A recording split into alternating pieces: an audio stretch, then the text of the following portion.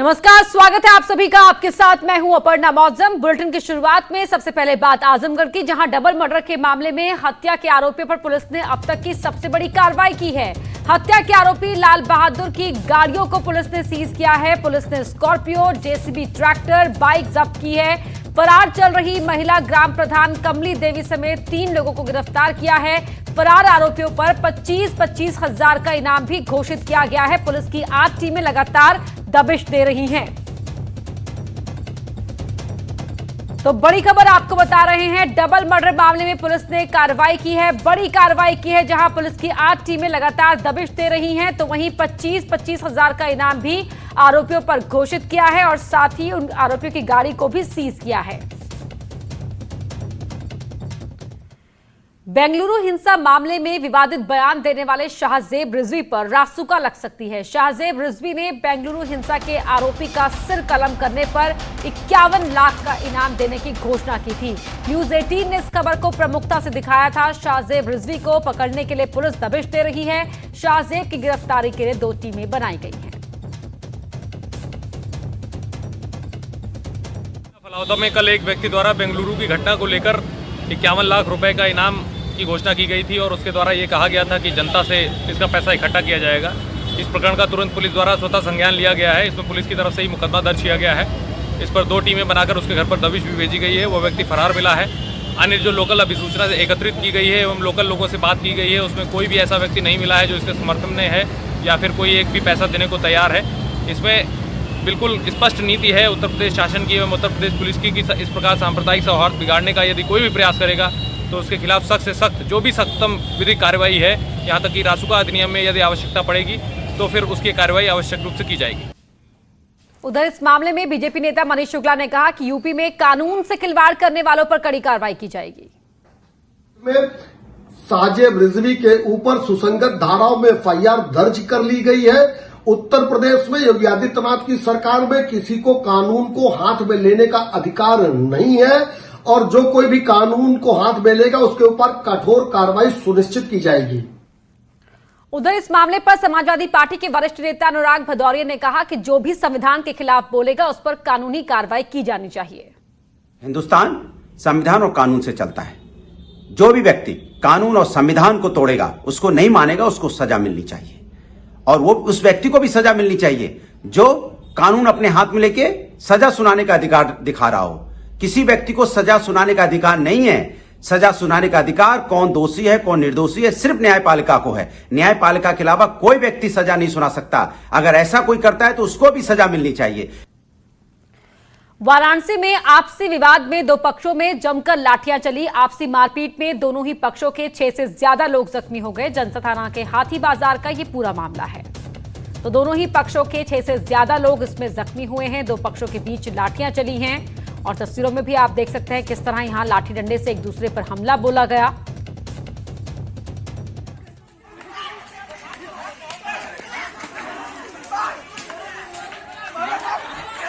तो मारपीट का ये वीडियो वायरल हो रहा है और सर यहाँ किस तरह एक दूसरे पर हमला बोला गया। महिलाएं भी हैं यहाँ इन लोगों के बीच में, आप देख सकते हैं। लगातार एक पक्ष की महिलाएं भी बचाव की कोशिश भी कर रही हैं।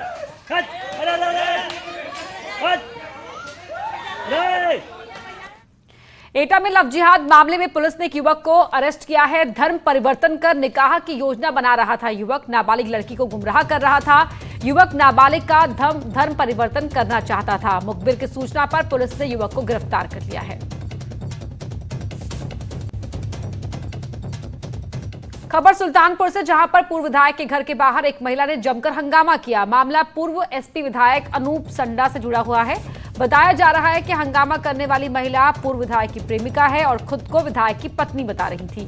विधायक के नगर कोतवाली के सब्जी मंडी स्थित आवास के बाहर यह हंगामा हुआ। महिला पूर्व विधायक से मिलने की जिद कर रही थी। मौके पर लोगों की भीड़ इकट्ठा हो गई। हंगामा बढ़ता हुआ देख पूर्व विधायक के समर्थक बाहर आए और प्रेमिका को हंगामा करने से रोकने लगे, जिस पर प्रेमिका ने समर्थकों पर मारपीट और गाड़ी में तोड़फोड़ करने का आरोप लगाया।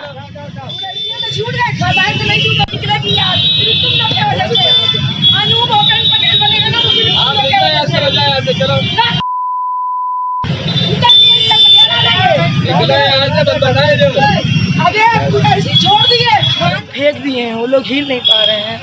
उनको भी बुला लीजिए। मेरे साथ में 2-3 लड़के भी थे, उन लोग को मार मार के एकदम फेंक दिए हैं, वो लोग हिल नहीं पा रहे हैं।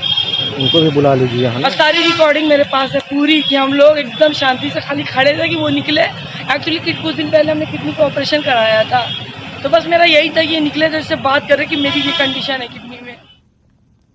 अयोध्या में विवादित ढांचा विध्वंस के आरोपियों पर मुकदमा वापसी की मांग जोर पकड़ने लगी है। साधु संतों की सर्वोच्च संस्था अखिल भारतीय अखाड़ा परिषद के अध्यक्ष नरेंद्र गिरी कार सेवकों पर दर्ज मुकदमे वापस लेने की मांग कर रहे हैं। साथ ही कोठारी बंधुओं समेत मंदिर के लिए बलिदान देने वाले सभी कार सेवकों का सम्मान किए जाने की भी मांग की गई है। भारतीय संविधान में सर्वोच्च न्यायालय से कोई बड़ा न्यायालय नहीं है। जब उनका निर्णय हो गया है कि वहाँ मस्जिद थी ही नहीं, तो मस्जिद तोड़ने का आरोप इनको लगाया गया है। तो वहाँ मस्जिद ही नहीं थी तो किस बात का आरोप तय होगा। जब सुप्रीम कोर्ट ने फैसला कर दिया कि वहाँ मंदिर है और मंदिर का निर्माण काम शुरू भी हो गया है, तो हमारा कहना है कि फिर किस बात का मुकदमा। बड़ी खबर आपको बता दें कानपुर से, जहां संजीव यादव हत्याकांड मामले में पुलिस ने संजीव के परिवार वालों को सीएम से मिलने से रोका है। सीएम से मिलने के लिए लखनऊ जा रहे थे परिजन। कानपुर से पैदल ही संजीव के परिजन लखनऊ के लिए निकल रहे थे। पुलिस ने नौबस्ता चौराहे पर परिवार वालों को रोक दिया है। पुलिस की कार्रवाई से नाराज है संजीव का परिवार, क्योंकि पुलिस अभी तक संजीव का शव बरामद नहीं कर पाई है, शव नहीं ढूंढ पाई है पुलिस, और इसीलिए पुलिस की कार्रवाई से नाराज परिवार वाले सीएम से मिलने लखनऊ जा रहे थे और पैदल ही कानपुर से निकले थे। नौबस्ता चौराहे पर परिवार वालों को रोक दिया गया है। तो तस्वीरें आप देख रहे हैं, जिस वक्त संजीव के कत्ल की खबर आई उस वक्त परिवार वाले गमगीन हो गए और लगातार पुलिस की कार्रवाई से नाराजगी जाहिर करते रहे हैं। आप तस्वीरों में देख सकते हैं पैदल ही संजीव के परिजन लखनऊ सीएम से मिलने के लिए कानपुर से निकल पड़े। नौबस्ता चौराहे पर उन्हें रोका गया।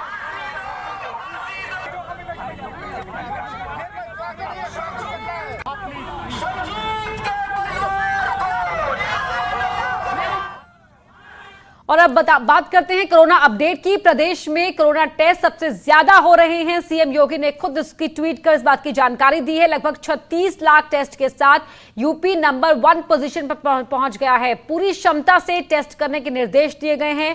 सीएम योगी ने अधिकारियों को निर्देश दिए हैं और खुद ट्वीट कर इस बात की जानकारी दी है कि टेस्ट करवाने के मामले में उत्तर प्रदेश का स्थान पहला है। देश के सभी राज्यों में पहले स्थान पर है उत्तर प्रदेश, जहां टेस्ट हो रहे हैं। 36 लाख टेस्ट के साथ यूपी नंबर 1 पोजीशन पर पहुंच गया है और पूरी कैपेबिलिटीज के साथ टेस्ट करने के निर्देश सरकार की ओर से दिए गए हैं। सबसे ज्यादा कोरोना टेस्ट कहीं अगर हो रहे हैं तो वो उत्तर प्रदेश में हो रहे हैं। सीएम योगी ने ट्वीट कर इस बात की जानकारी दी है। इस वक्त की बड़ी खबर आपको बता रहे हैं, लगभग 36 लाख टेस्ट के साथ यूपी नंबर 1 पहुंच गया है। पूरी क्षमता के साथ टेस्ट करने के निर्देश दिए गए हैं सरकार की ओर से। सीएम योगी ने अधिकारियों को निर्देश दिए हैं और मुख्यमंत्री योगी आदित्यनाथ ने ट्वीट कर इस बात की जानकारी दी।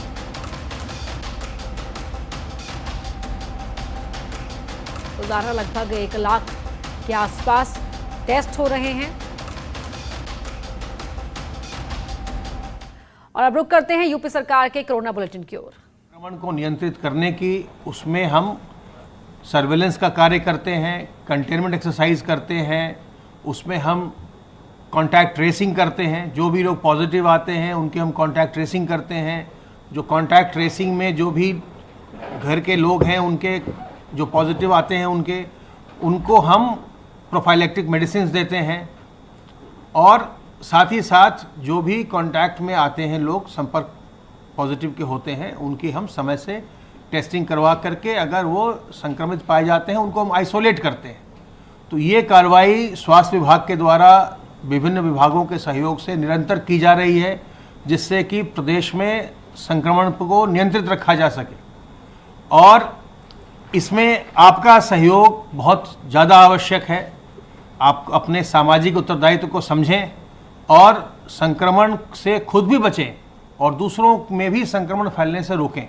और आप ऐसा कर सकते हैं अपने हाथ को साबुन पानी से साफ रखकर, क्योंकि आप जानते हैं कि जो संक्रमण फैलने का रास्ता है वो 2 रास्ते हैं।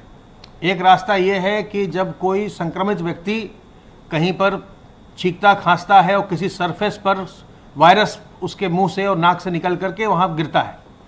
तो जब आप उस सतह को छूते हैं और छू करके जब छूते हैं तो आपके हाथ पर वायरस आता है, और फिर जब अपने हाथ को आप आँख नाक मुंह को लगाते हैं, चेहरे को छूते हैं, तो वायरस आपके शरीर के अंदर प्रवेश करता है।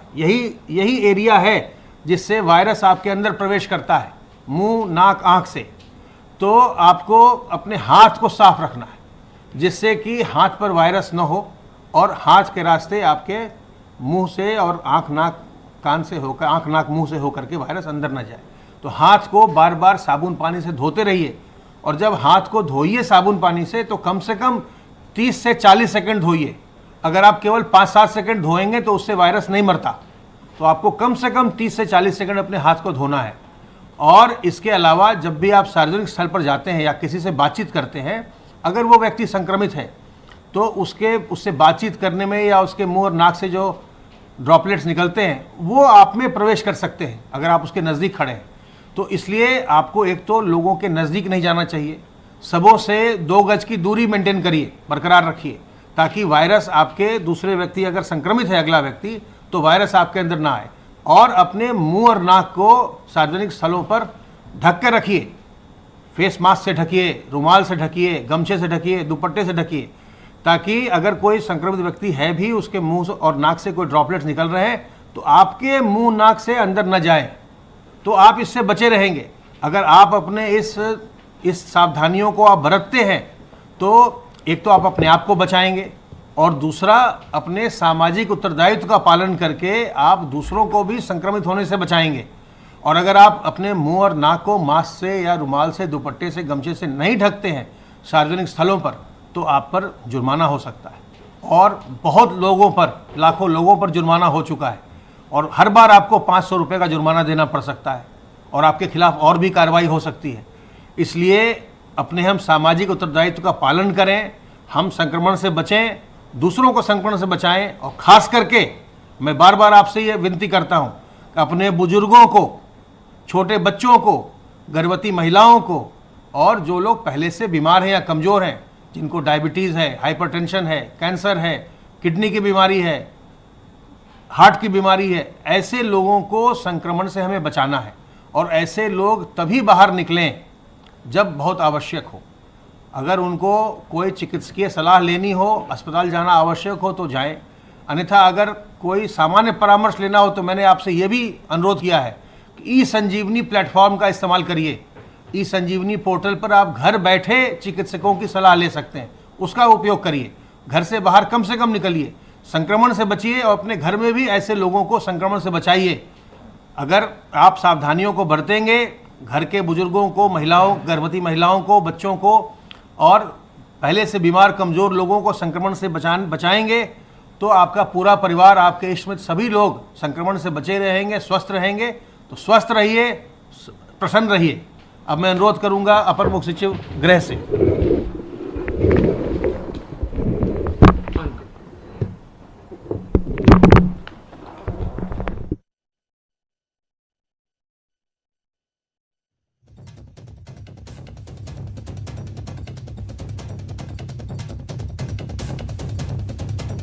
बैठक ली, उनका निरंतर प्रयास है कि प्रदेश में टेस्टिंग की व्यवस्था को और मजबूत और बढ़ाकर किया जाए। आपको मालूम है कि हमारा प्रदेश जो भी कोविड के मानक हैं उसमें चाहे वो डेथ रेट हो, चाहे ओवरऑल नंबर ऑफ पेशेंट्स हो, हम लोग पर कैपिटा पॉपुलेशन के हिसाब से अगर देखें तो हमारे नंबर्स काफ़ी कम हैं।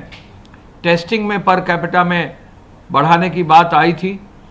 पिछले 2 माह से लगातार टेस्टिंग हमारी बढ़ती गई है और 1 लाख प्रतिदिन जो मुख्यमंत्री जी का लक्ष्य था वो पूरा करते हुए आज एक बहुत बड़ा अचीवमेंट ये हुआ है कि 36 लाख यानी 35,98,000 से अधिक टेस्ट करके 36 लाख लगभग टेस्ट करते हुए पूरे देश में जो है सर्वाधिक टेस्ट अब उत्तर प्रदेश के हो गए हैं। और आगे भी चूंकि 1 लाख से ज़्यादा भी करने की बात माननीय मुख्यमंत्री जी ने की है तो इस टेस्टिंग को आगे भी बहुत मजबूती से जो है कार्य किया जा रहा है।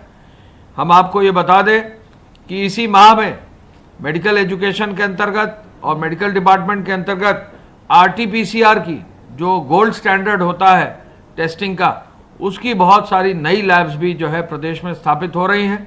या RT-PCR टेस्ट से जो है उनकी क्षमता को भी जो है बढ़ाया जा रहा है। इसके अलावा माननीय मुख्यमंत्री जी ने ये आदेश दिया है कि जो हमारा integrated command and control centre है, इसको और मजबूती से कार्य किया जाए। कोई भी पेशेंट एम्बुलेंस में जो है उसको ज़्यादा समय न लगे, उसको भर्ती तुरंत कराया जाए। लखनऊ की कल जो उन्होंने समीक्षा की थी, उसके अंतर्गत लखनऊ में जो बेड्स बढ़ाने की बात है, SGPGI के बेड्स जो हैं, HDU के बेड्स 20 बेड अभी हैं, 20 और वो 18 तारीख तक लगभग बढ़ा देंगे। ICU के बेड्स SGPGI में 68 हैं, 12 बेड जो है आज उन्होंने बढ़ाने का निर्देश दिया है और आज बढ़ भी जाएंगे। KGMU में 26 बेड HDU के हैं, 14 बेड आज तक और 11 बेड 18 तारीख तक और बढ़ाने का निर्देश दिया गया है और तुरंत बढ़ेंगे भी। और KGMU के वाइस चांसलर साहब ने कहा है कि इसको वो बढ़ा भी लेंगे। KGMU में ही 60 बेड ICU के हैं। अब एक पूरा नया अस्पताल जो है टेक ओवर करके KGMU ने अपने ही एक विंग को 320 बेड में कन्वर्ट करने का निर्णय लिया है। बहुत तेजी से सिविल वर्क काम चल रहा है और इसी माह में इन 320 बेड में कोविड अस्पताल चलाते हुए 100 बेड की बढ़ोतरी KGMU में ही होगी। हम सभी लोग वहां जाकर कमिश्नर, DM और वरिष्ठ मेडिकल डिपार्टमेंट के अधिकारी जाकर वहां निरीक्षण कर चुके हैं और बहुत तेजी से काम भी हो रहा है। RML जो है 20 तारीख तक 20 HDU बेड्स स्थापित किए जाएंगे। ICU बेड्स RML में 22 से 18 बेड्स जो है 15 तारीख यानी कल बढ़ जाएंगे। ये पूरी कार्रवाई की जा रही है। Era medical college private medical college है, हम लोग खुद गए थे निरीक्षण करने। उन्होंने भी आश्वस्त किया है कि HDU बेड 60 से बढ़ाकर 15 तारीख तक 20 बेड बढ़ा देंगे और 20 तारीख तक 40 और बेड, यानी ये भी अपने HDU बेड की संख्या दुगनी करेंगे, 60 से 120 करेंगे। ICU बेड 20 जो है इनके हैं, 10 बेड ये 18 तारीख तक बढ़ाएंगे और 10 ही बेड जो है 30 तारीख तक, यानी इसको भी ये दुगना करेंगे। मेदांता हॉस्पिटल से के लिए भी हम बताना चाहेंगे कि मेदांता हॉस्पिटल पहला बार जो है कोविड अस्पताल के रूप में उनके यहाँ 20 बेड HDU के जो है 15 तारीख यानी कल से शुरू हो रहे हैं। 5 बेड ICU के कल से शुरू हो रहे हैं। डॉक्टर त्रेहन साहब से, डॉक्टर कपूर साहब से बात हुई है और कल से मेदांता में भी अलग एक कोविड विंग 25 लोगों का जो है स्थापित हो रहा, 25 पेशेंट्स के लिए। अपोलो हॉस्पिटल ने भी प्रॉमिस किया है कि वो भी एक नया 40 बेड का HDU इस माह के अंत तक बनाएंगे और 10 बेड का जो है ICU उसमें रखेंगे। कुल 50 बेड अपोलो हॉस्पिटल भी डॉक्टर जो है सोमानी उसके लिए लगे हैं, जिला प्रशासन के सहयोग से उसको भी स्थापित करेंगे।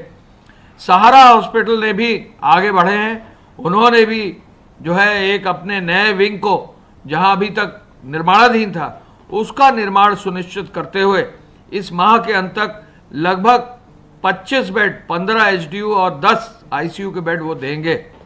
इंटीग्रल अस्पताल भी हम लोग गए थे। इंटीग्रल अस्पताल में माननीय मुख्यमंत्री जी ने सब मेडिकल कॉलेजेस का निरीक्षण का निर्देश दिया था। इंटीग्रल अस्पताल में भी 40 बेड हैं, उसमें भी 20 तारीख तक 20 बेड HDU के बढ़ाएंगे, 10 बेड जो है HDU के 25 तारीख तक बढ़ाएंगे और ICU के बेड जो 10 अभी हैं 15 तारीख तक यानी कल तक वो जो है 10 बेड और बढ़ा देंगे, यानी कल तक ही दुगना कर देंगे और 10 बेड और 30 तारीख तक बनाएंगे।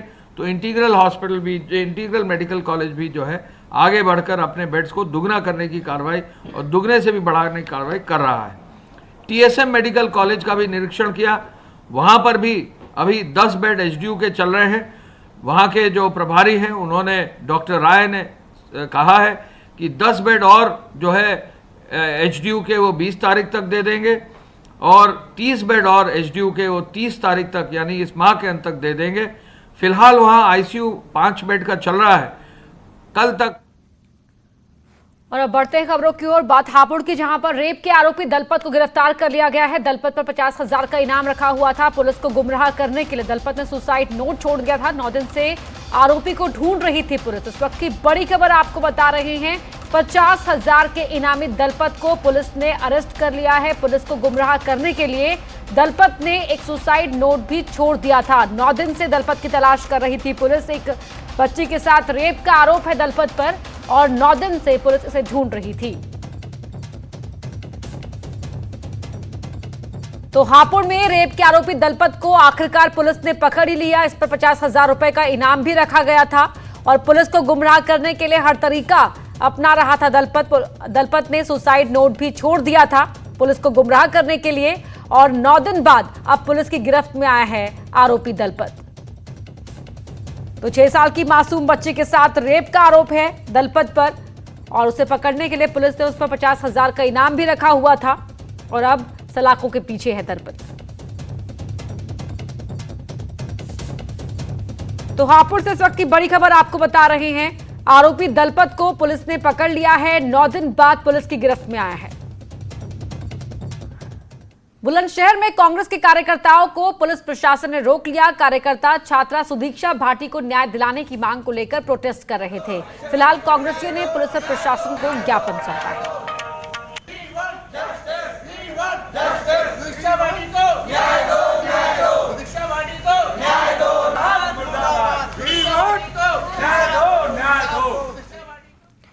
कोरोना काल के दौरान स्कूल फीस कम करने के इंतजार में बैठे अभिभावकों को अदालत से झटका लगा है। सुप्रीम कोर्ट ने प्राइवेट स्कूलों से मंथली फीस वसूली न करने वाली याचिका पर सुनवाई से इनकार कर दिया है। हालांकि कोर्ट ने पेरेंट्स को इस मामले में इलाहाबाद हाईकोर्ट में दोबारा अपील करने की इजाजत दी है। इलाहाबाद हाईकोर्ट के फैसले को सुप्रीम कोर्ट में चैलेंज किया गया था। इलाहाबाद हाईकोर्ट अभिभावकों की याचिका को पहले ही खारिज कर चुका है। ऐसे में पेरेंट्स सुप्रीम कोर्ट की मंजूरी के बाद एक बार फिर से इलाहाबाद हाईकोर्ट का रुख करेंगे।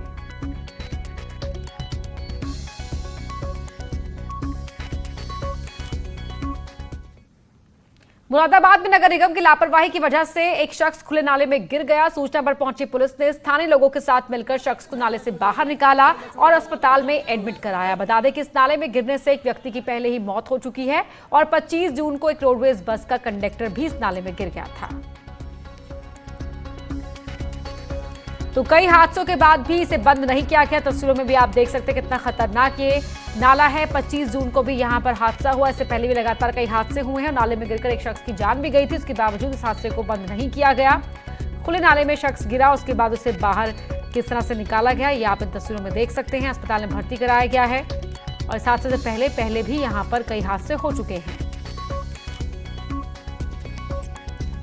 तो नगर निगम की लापरवाही के चलते यह हादसा हुआ। लगातार इस नाले को बंद करने के लिए कहा गया, उसके बावजूद भी किसी ने इसकी सुध नहीं ली।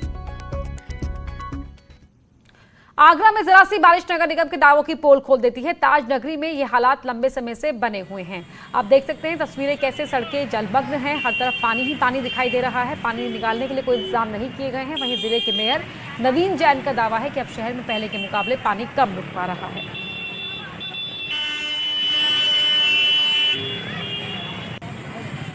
मोबाइल जमा बागपत में बारिश के चलते रेलवे अंडरपास में पानी भरने से लोगों को मुश्किलों का सामना करना पड़ रहा है। लोगों के मुताबिक जल भराव के चलते गांव का संपर्क टूट गया है। आने जाने में दिक्कतों का सामना करना पड़ रहा है। यहाँ पे तस्वीरों में देख सकते हैं किस तरह से यहाँ पानी भरा हुआ है। जो बाइक सवार है उन्हें निकलने में कितनी परेशानी हो रही है। गाड़ी लगभग डूबी हुई है और रेलवे अंडरपास है जहाँ पर पानी भरा हुआ है। जरा सी बरसात तमाम दावों की पोल खोल देती है और इस आफत की बारिश के दौरान भी कुछ लोग यहाँ पर अपनी जान को खतरे में डाल रहे हैं। आप देख सकते हैं कि यहाँ कुछ बच्चे हैं जो नहा रहे हैं और ये पूरा पानी यहाँ पर रेलवे अंडरपास में भरा हुआ है। तो तस्वीरें गाड़ी चालकों को कितनी मुश्किलें आ रही हैं। यहाँ से जो मुसाफिर गुजर रहे हैं उनमें दिक्कतें पेश आ रही हैं, लेकिन इस बीच कुछ लोग अपनी जान भी खतरे में डाल रहे हैं।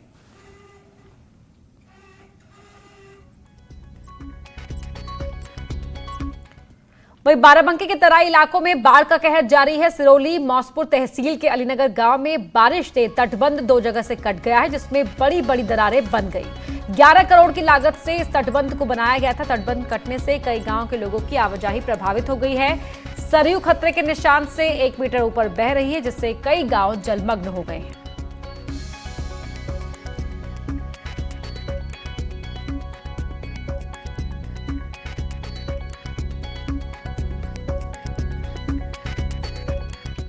पुलिस वीरता पुरस्कार का ऐलान किया गया। फिरदौस का एनकाउंटर करने वाली टीम को वीरता पुरस्कार दिया गया। कृष्णानंद राय हत्याकांड में शामिल था फिरदौस। मुंबई के मलाड में मुठभेड़ में मारा गया था फिरदौस।